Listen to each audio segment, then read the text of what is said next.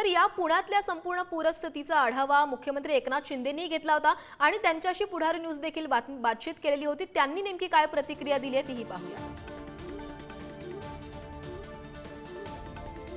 सर्व लोकांची राहण्याची सुरक्षित स्थळी व्यवस्था, त्यांच्या पिण्याच्या पाण्याची, जेवणापर्यंत सर्व व्यवस्था, मोबाईल टॉयलेट पासून सगळे व्यवस्था करण्याच्या मी सूचना दिल्या आहेत आणि त्याप्रमाणे प्रशासन आमचं फील्डवर आहे, प्रशासन काम करते, त्या सूचना आमचं पालन केलेलं आहे।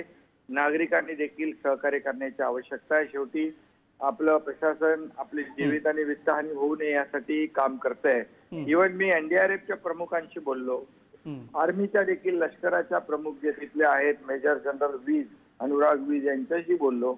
त्यांनी देखील तुकड्या तिकडे पाठवलेल्या आहेत, आणखी तुकड्या लष्कराच्या लागल्या तरी सुद्धा पाठवण्याची तयारी त्यांनी दाखवलेली आहे। आणि म्हणून प्रशासन पूर्णपणे पुण्यामध्ये ज्या ज्या ठिकाणी पूर रेषेमध्ये कोणापुढे पाणी शिरू शकतं शिरलेलं आहे त्या ठिकाणी पूर्णपणे प्रशासन अलर्ट मोड मध्ये आहे। तर मुख्यमंत्री एकनाथ शिंदे हे देखील या संपूर्ण परिस्थितीवर लक्ष ठेवून आहेत।